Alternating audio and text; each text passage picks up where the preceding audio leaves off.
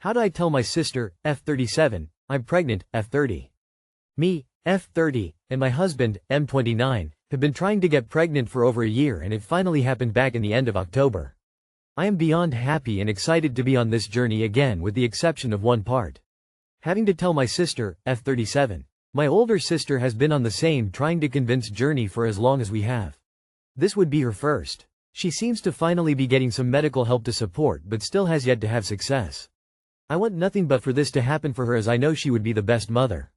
To make this harder, the day I found out I was pregnant, she told me she had a chemical pregnancy. Our due dates would have been a week apart. My heart sank so hard that day. I don't know what to do. I will be 12 weeks on Christmas and plan to tell my parents that day, since we will all be together. I'm just not sure that would be a great day to tell her. I'm not sure I want to tell her after either, as her birthday is a few days later. Do I tell her now and let he be the first to know so as doesn't damper her holiday? I keep trying to put myself in her shoes, but I'm not sure how to go about this. Any advice on how and when I should do this? I know she will say she is so happy to have another niece or nephew, but I know this is going to hurt deep down. Thank you for all your comments. One small edit to add is that she is out of town and will not be making Christmas this year. Our Christmas celebration is only my husband, daughter, and our parents. Edit. Sorry, not sure how to do an update. Let me start by saying thank you all for all of your comments, and my heart goes out to all of you currently struggling with infertility. Well, I told her today. I asked her if we could talk when she got home from work. Her response was yes, and the next message was, "Are you pregnant?" I of course said yes, and her next message was wanting to have a video chat. We talked for a little and she was very excited and all smiles. She knows we have both been struggling and are happy for me and my husband. I let her know that she doesn't have to feel that way. I would understand, as I'm sure it's bittersweet. She continued to push that idea off and reassured me this is something she is happy to hear. Thank you all that suggested I tell her first. She loved that it's our little secret. We also talked about her new prescription and she seems very optimistic for the future. I don't know how I got so lucky to have such a wonderful sister. I love her and hope that next month will be her month. I am still very understanding that she may not be as excited for me as she conveyed, and honestly I don't expect her to be, as I'm not sure I would be if I was in her shoes. I am accepting that this excitement could very well be fake, and I am okay. I just honestly wish there was something I could do to make this easier for her. I of course plan to leave any baby talk to zero unless she speciality asks. Thank you all again for sharing your experiences and suggestions. I know this can be a very touchy subject. Don't tell her in person because you don't want her to have to force being excited in front of you. Give her the heads up text first, so if she needs to have a cry and get herself together, she can do so. Tell her before you tell anyone else, because in their excitement others might spill the news to her by mistake. Tell her via a call or a text so you can disengage after the news and she'll have some time to work through it. Have a bit of a cry if she needs to.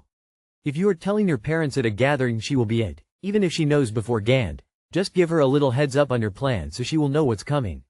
As a woman who has been in your sister's position several times, I find the above the easiest. For me, however, if I already know and if I had my feelings privately, I'll be able to then to others be genuinely happy for them. I can be sad for my situation but happy for yours at the same time. Hey sis, I wanted to let you know that husband name and myself are expecting. You're the first person we've told, and we chose to do so via text as to not make you uncomfortable if we announce to the family in person. You're welcome to tell her husband's name, so you guys can work through it together. I know it's been hard for you guys on your own fertility journey, and we're always here to support you if you need. If you're feeling down and need to set any boundaries for the time being, let me know, sis. I love you. Tell her by text before you tell anyone else so she can decide how she responds. Yes, I think telling her now would be better than on Xmas. If you're ready, I don't feel there is any reason to wait for Xmas either for her or your parents. I think the instinct to avoid this revelation at the holiday is a good one. Honestly, making a big reveal like this on Xmas sounds like a bad idea in any event regardless. That's not really what Christmas is about.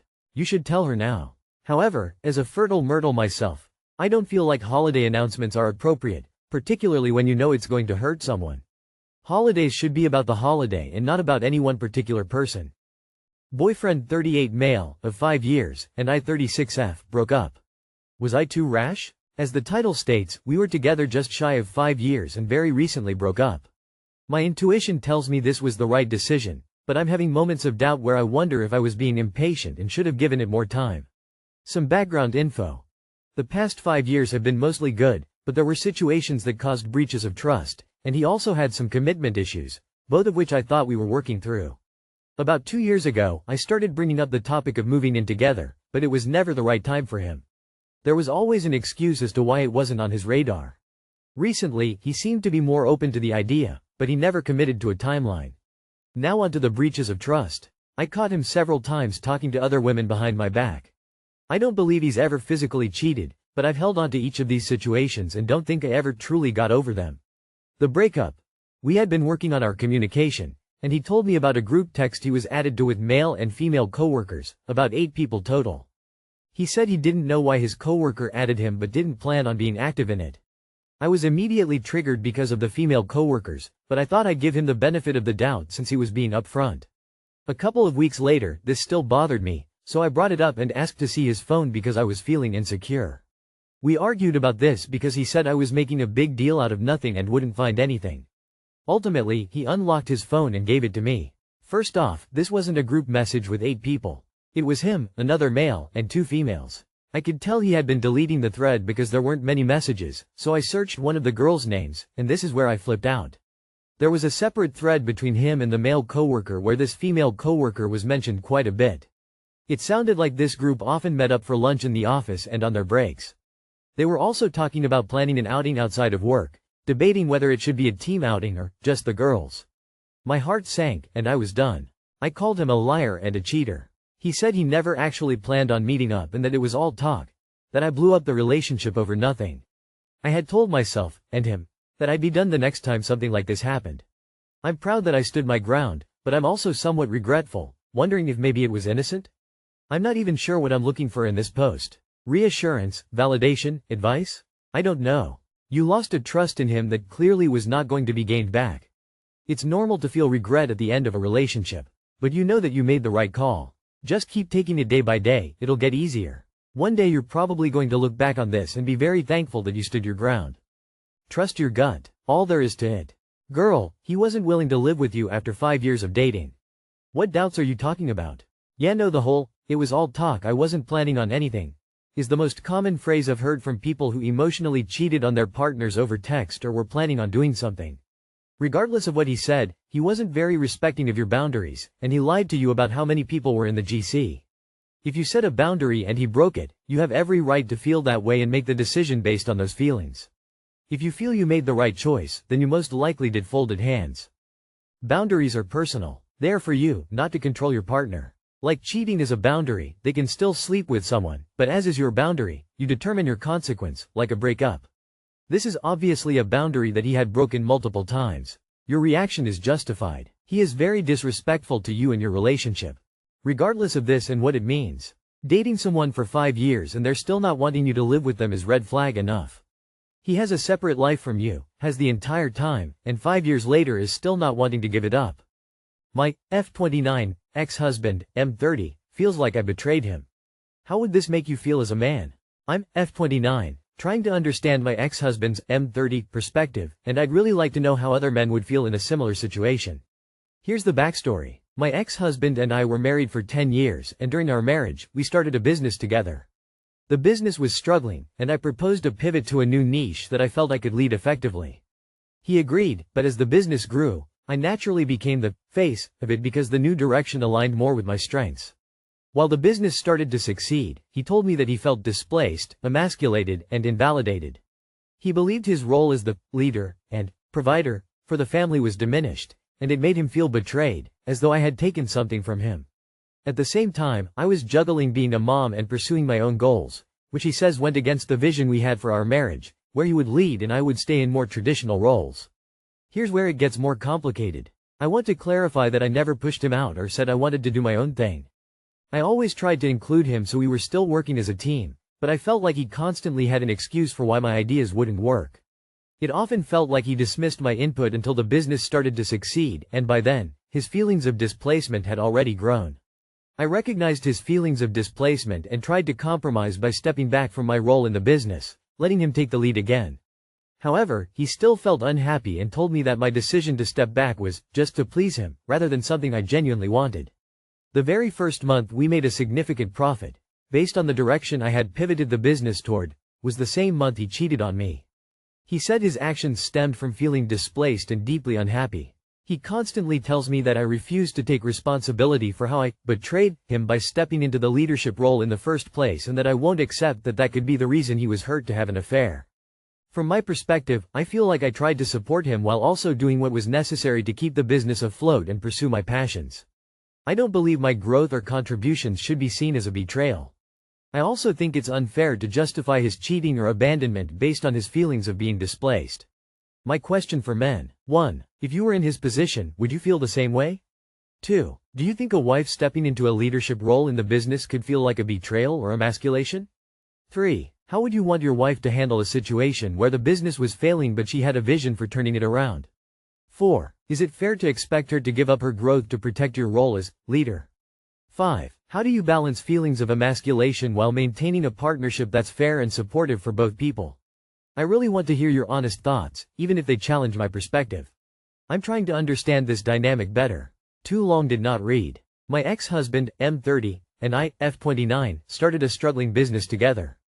I proposed a pivot that aligned with my strengths and led to success, but he felt displaced, emasculated, and betrayed, believing I undermined his role as leader, provider. I tried to include him and later stepped back to let him lead, but he still felt unhappy. The same month the business turned a profit, he cheated, saying it stemmed from feeling displaced. He claims I refused to take responsibility for my betrayal of stepping into a leadership role. Men, would you feel the same way in his position? Could this shift feel like a betrayal? How would you handle balancing those feelings while maintaining fairness in a partnership? Your ex-husband sounds like an exhausting, insecure, whiny, control freak, and I'm glad he's your ex. If it doesn't have to do with co-parenting, ignore him and move on. You were never going to do anything right with this guy. He needs therapy and a lot of alone time. You said you stepped back and he basically said it wasn't sincere enough. If he wanted to lead, he would have jumped at that chance, especially if he felt so emasculated by it. Leaders lead, they don't need anyone to baby them to do so. I will answer your questions in order. 1. Not in the least, I would be proud of you. But it would never get to that point. 2. Not in the least, but I'm not an insecure misogynist. 3. I would have taken your input from the beginning, we would have been a team. It wouldn't matter whose idea worked because we made it work. 4. There is no leader or provider role, that's just small dick energy thinking. 5. There's nothing in what you did that sounds emasculating. He failed you, he failed the business, he failed his family, and he failed himself. That's the only thing emasculating in this entire thing. It's not an issue that is specific for men. It's specific to him. As a woman, I honestly can't believe men are this pathetic. To feel emasculated by your wife making your business a success is insane, and anyone that feels that way needs therapy to work on their own self-image. Is he also emasculated by males that are more successful than him? Or does he only feel entitled to be successful than half the world's population based on gender? Please stop trying to understand this man's point of view. The second he blamed you for him cheating permanently cemented him as a waste of time and energy. My God, can't finish this. You didn't betray him or your marriage. He couldn't stand to see you shine. In his mind, the only way he could lead is if you're not shining. Be happy he's gone. Who cares what he thinks? He took insecure to another level. He probably would have found any excuse to cheat. Don't be surprised when he cheats on whoever he is with next, even if he's in his leader position. Thoughts on me, M25. Giving a used doll to my girlfriend, F22. Hi everyone. I started dating my girlfriend a month ago, and this Christmas is going to be the first time that we exchange gifts. A few days ago we were talking about our childhood, and she said that she had a doll that she absolutely loved when she was a kid, but her mother had thrown it away because it was in a bad state. I thought about buying one used, in the best state possibly of course, because the doll isn't produced anymore. What's your thoughts on that? Do you think it is a big problem, the fact that the gift is used? I am planning on also adding small gifts related to our inside jokes. Anyone who would judge a thoughtfully chosen nostalgic gift for being used doesn't understand what gift giving is about. You're not buying her a second-hand item. You're trying to recreate a piece of her childhood that was taken away. That's incredibly sweet for a one-month relationship. It's a very sweet and thoughtful gift. If she has a problem with it, consider that a red flag and bullet dodged. But if she's a decent person, she'll love the gift. I had a doll like that from childhood, and several family members have sought something similar. They're not the same, but the thought behind it always means a lot to me, and now if I ever get the exact replica, she'll have lots of company. Winking face. I don't see the aspect of it being used a problem. It's just up to her personality if she would find it sentimental or childish to own. Personally, I'd love it if it was me. It shows that you were listening to what was said about how much she loved the doll and how hurt she felt that her mom had thrown it away. Seeing as it's no longer being sold, you will only be able to get a second-hand doll unless you were extremely lucky to find someone selling the new one, which could cost a fortune. For years as a kid, I wanted a Mr. Frosty for Christmas but never got it. My best mate and I were talking about our childhoods and I mentioned it. Didn't think much of it until the following Christmas. She'd gotten me a Mr. Frosty. I was over the moon even though I was in my 30s at the time. Lol, I soon discovered that Mr. Frosties were crap, but it was the fact that she'd heard what I'd said and went out of her way to get me one. My son found a stuffed elephant exactly like my childhood one from 50 years ago. It is one of my greatest treasures. You are a good, thoughtful person. Best wishes to you. I think this is one of the most thoughtful gifts ever. You listened to her and went out of your way to find such a gift. You're definitely a keeper. Tongue out.